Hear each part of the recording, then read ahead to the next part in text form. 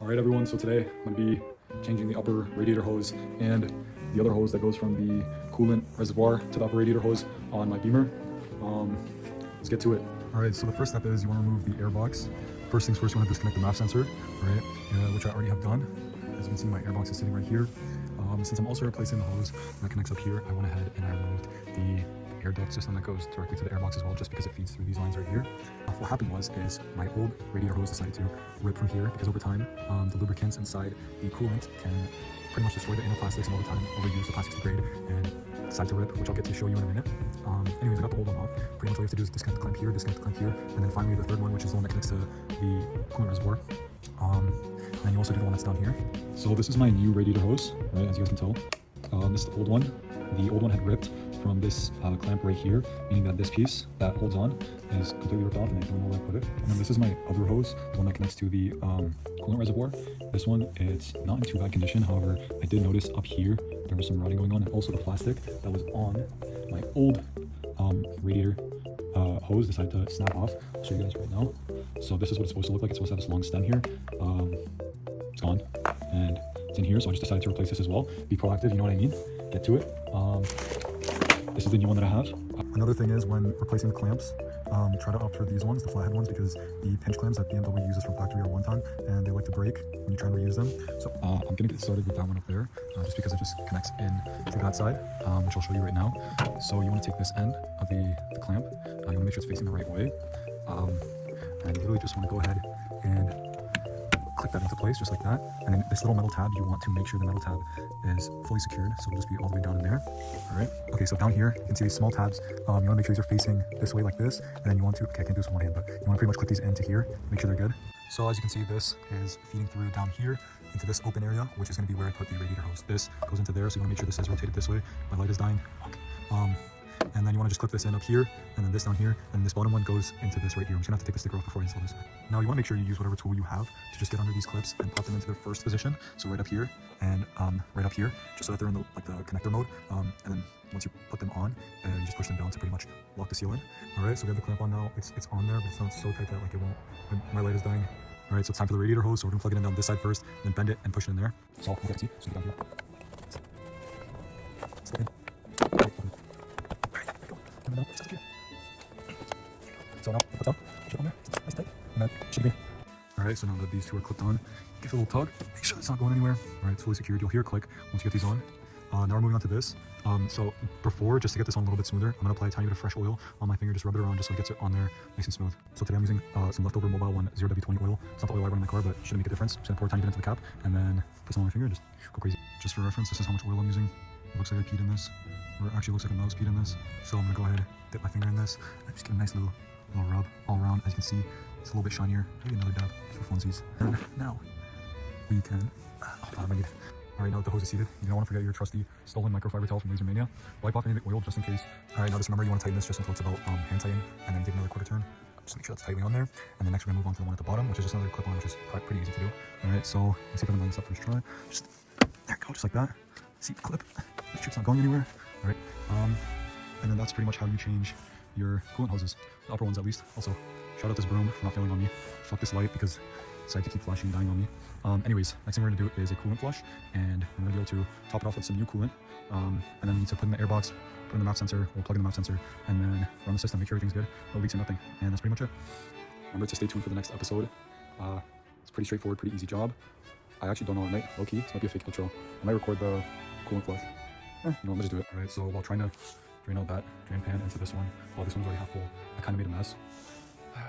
We got the jack now, set up on the jack point, time to jack up the car, and then get under it and drain out the coolant. I'm gonna jack it up from the right side, because I think my radiator drain plug is on the left side, so hopefully that'll just help all the fluid come out. Alright, so got the vehicle jacked up, just enough to get underneath it, and then, yeah, time to do the drain. Okay, so I actually lied, it's on that side. Let me take this down and then jack it up from the left side. Hey, you know what? Like, sometimes you just gotta guess in life. Sometimes you guess wrong, but hey, what's another few minutes in the grand scheme of things? Really, it's another few minutes. Alright, so as you can see, the car is jacked up on the correct side. Now we get under that side, and we are going to drain the remainder of the radiator for its coolant, sorry. So as you can see, the drain plug is just a small blue thing. Use anything really. Also, FYI, my whole car is coated in coolant because of what decided to happen yesterday. Make sure you have your drain pan ready, just to catch all the coolant.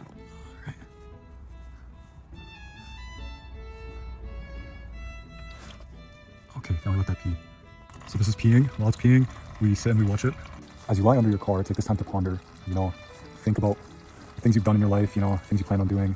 Listen to the sweet sound of that trickling coolant from your radiator. Enjoy the smell, you know, the fact that you're underneath the vehicle.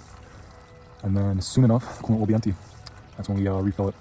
Also, another thing, as you guys can see, the old coolant that I used to use was the Prestone green coolant, which is suited for tons of vehicles. However, I did decide that I want to switch over to the blue OEM stuff that's meant directly for Euro cars. So because of that, I want to drain as much of this out as I can, just because different coolants have different additives, which kind of make it like bad to mix, I guess. Like I think blue and green combined is like, I don't know, brown or something. Brown coolant, because then it's gonna look like oil. All right, so as you guys can see, we're getting to just the final droplets. So yeah, I think that means it should be time to just put this back in, tighten it up, make sure it's nice and tight. Let's get under the car again and yeah, get this shit done. So we're just gonna tighten this by hand at first, just to plug the drainage, and then now we're gonna tighten it with our handy dandy screwdriver. All right, so now that we have this tightened down, focus. I'm just gonna go ahead and wipe down the surfaces down here, just to make sure everything's clean, and I'll be able to see if there's anything leaking in the future, especially down here from the strain plug / radiator area. So this is the coolant that I'm gonna be using today. It's pre-mixed, so that means I do not have to do any mixing with distilled water or anything. Suitable for Euro cars. It's pretty much the OEM stuff, just a bit cheaper. Dang. So now you're gonna find your coolant reservoir. Make sure the car is completely cold. So open this, and then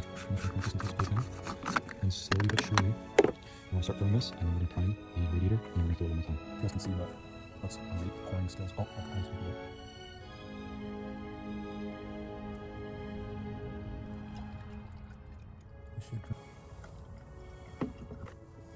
And our nice little trick I learned. Please don't. Oh fuck. Okay. Oh fuck. Everything wants to turn off. And then yes. So should be chilling. So as you can see, the heater blowing and it's shooting coolant out, which automatically dropped it down a bit, which means priming everything. So now, most important step: do not forget the broom inside your belt, because that would be catastrophic. And then let's get this car started. I'm gonna start it initially with the coolant reservoir cap out, just so I can make sure everything's good. Oh, my fucking airbox is out. Oh my dumbass. I don't have an airbox in my car. So I'm not sure if you guys remember. My airbox is sitting right here. I got a little too jumpy and decided to start my car without the airbox. Doesn't really matter. Car just died. So time to put the airbox in. So I'm just gonna screw this back up because I know it's good. And then any issues, I'll get a coolant sign. So let's get this airbox connected. Why the immediate die? And then I remembered. Duh. No airbox in your car, dummy. Your map sensor's not plugged in, dummy. Pretty much to get the airbox in, we're gonna put this back into there, and then also just make sure this connector is plugged into this little sensor right here. So to make things a little bit easier, you can take apart this intake boot before you install it onto the map sensor, just to make sure it's fully sealed, because we don't want any vacuum leaks. So as you guys might be able to see, this is pushed on there. All right, I'm gonna take our comedically large flathead and go ahead and tighten this down. For this, you really want to make sure it's tightened down, just because if it isn't, then that will cause, like I said, vacuum leaks, which will cause rough idle. And then also, if it's not tightened down from your throttle body, there's a chance of it completely coming off. Pretty snug, always. Do the tug test, pause. Now you need to get the airbox onto there. Okay, now that that's fully seated, we want to go ahead and make sure everything's around. Now we take this, I'm going to bring this up slightly, and once again, keep the large thingy, and then just get a little tighten. Get the shit lined up. Make sure you tighten it down. Well, that's how it looks. Put that in all the way. It's just fully seated. Last thing, just a little thingy, air duct leads into the airbox, and then we're just gonna tighten this down from up here and down there, and we'll do another startup. All right, so now that, oh wait, let me just again. Everything's seated. All right, just gonna screw that in, but before we screwed everything in, just gonna start the car up and make sure everything's good.